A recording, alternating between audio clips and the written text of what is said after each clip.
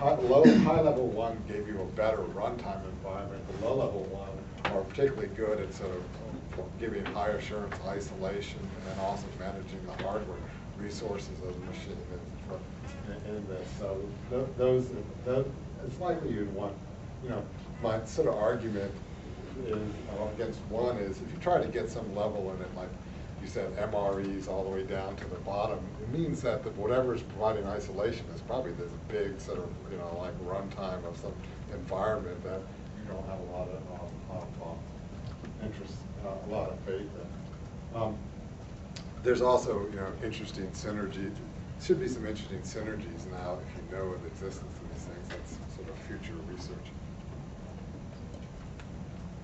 So some of the things that are sort of interesting in virtual machines, like although we have to do a lot of work in trying to get virtual machines on x86, this lost art of making virtualizable processors seems to, people have figured it out again, like the new power architecture at IBM, so that they made it virtualizable.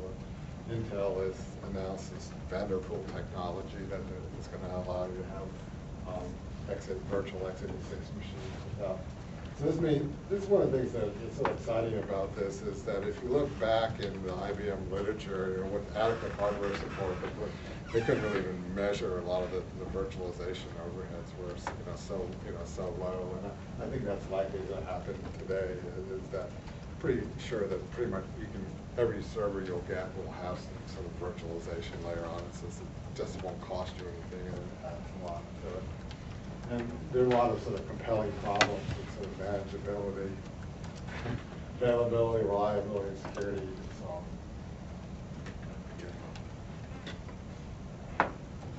So, just quickly, there's like two types of sort of places people are deploying virtual machines today. I'll talk about VMware. Microsoft has their competitor product.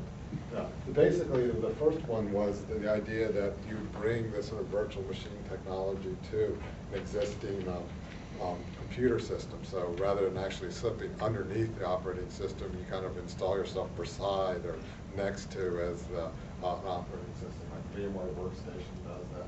You install it like an application, but it manages to sort of subvert the underlying operating system enough to run virtual machines a lot like a virtual machine monitor does.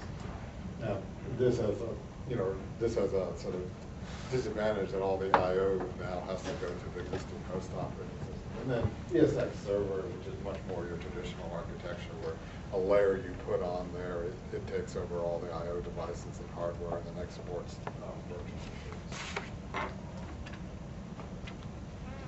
So what are people using it for?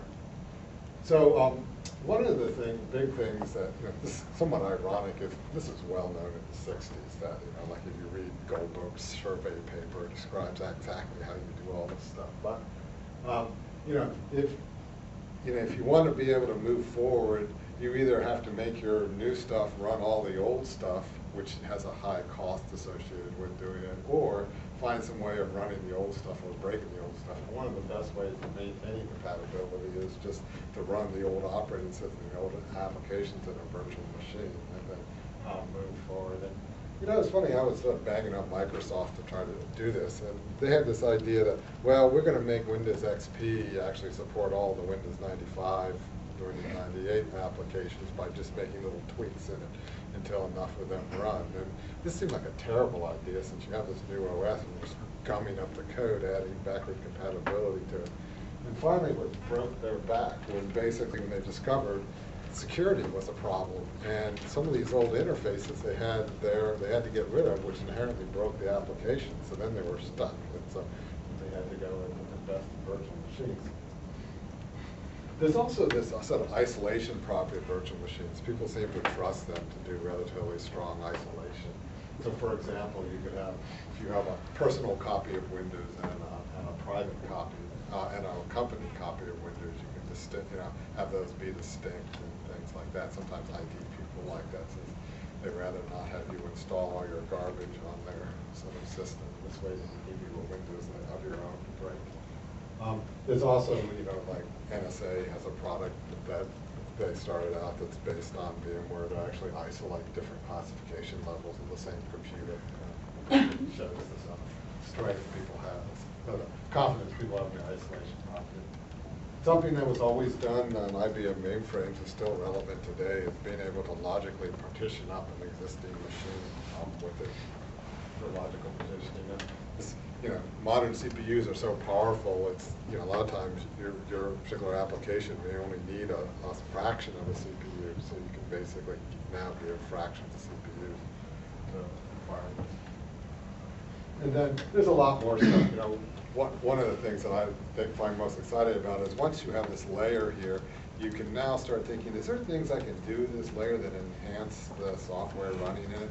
Like, for example, increase security. Did some research recently on, it's an interesting place to start doing intrusion detection from, since you're down at this level, we can peer in at the operating system. Yeah, so even if somebody breaks into it, they can't attack, they can't attack this thing that's sitting down on the monitor viewing at them, so it can raise an alarm. So this is, I don't know, just to put this slide together. I've been working this area for a while now, like almost 10 years, and what has sort of happened in the computer industry is people got too used to this model as the operating system viewed as an extension of the hardware. You'd order a machine from Dell, and it would come with an operating system on it, and you just treat it as this one unit. People even like codified it. They would give it a nice name and stuff like that and set it up. And what it did is it created this horrible problem, since modern operating systems are far too complex, buggy, insecure, and changing, to want to bundle tightly with the hardware. And so we had this one piece of software then that you had to treat special. You only got one of that on your machine. Any other application, except maybe SQL Server from Microsoft, but you could have two copies on the machine. And so, it was basically this weird thing. So one of the things that, they start thinking about virtual machines is what you really want to do is tie the operating systems to the applications that need it. Treat it more like a library, right? A commodity. Yes. Well, so basically, the idea here is that when you set up something to run, what you do is you select what applications and what operating systems you want it to run on. You bundle that onto a virtual machine, and then you put the virtual machine on whatever box you want to run on. It doesn't have to, it's not tightly coupled there. You can always move it around. And so this sort of view here is that the right way to think of machines is this container in which you put together the software you want to run, and then some provision and stuff. So I'll say one thing about this connection between the hardware and the software. I think for a good long time there, as the PC hardware was accelerating in its power and performance or whatever, the combination actually made sense because as the hardware got better, you really needed new software to match it in some sense. And I think what'll happen is as the curve levels off, the separation will become more obvious. That you'll want to have a different version of your OS, even though the underlying hardware hasn't changed much. And so I think it's a natural, what you're talking about is a natural evolution. But for the last 10 years or 15 years, I think it makes a lot of sense to have them tightly coupled like that. It's just I guess so. In the DOS days, the reason people loved DOS so much was easy to sweep out of your way and just sort of take over the whole machine for yourself. So they weren't so bummed about sort of whatever the OS was irrelevant. It was just a loader. As long as it could load your application. It's when they got to protected mode operating systems and you couldn't sweep it out of the way. This is when it became this big problem. I think I'm absolutely done. Many things, virtual machines, there's not going to be one level. I think both of us still have jobs. There's a high level and a low level, hardware level. And then finally, I'm going to make a prediction that in a few years, every server will have some kind of virtualization layer. I'm not going to hypervisor. People still think it's Java, call it a virtual machine. But that'll be there. And also, it seems like this I'm not certain about, but I think there's a good chance every desktop will as well, so that'll have that capability. So there's a lot of interesting in it. The thing, a lot of lessons, that a lot of the things we figured out, you can go back in the old literature and sort of say, well, it might have been written in a monospace font with sort of ASCII figures in the paper, but the ideas are still the same. Thanks. Any quick questions? Give us a reference. What should we read? Well, there's Goldberg's Survey of Virtual Machine from sort of mid-1970s, I think. That's excellent paper from that. That was my inspiration. So, you mentioned that the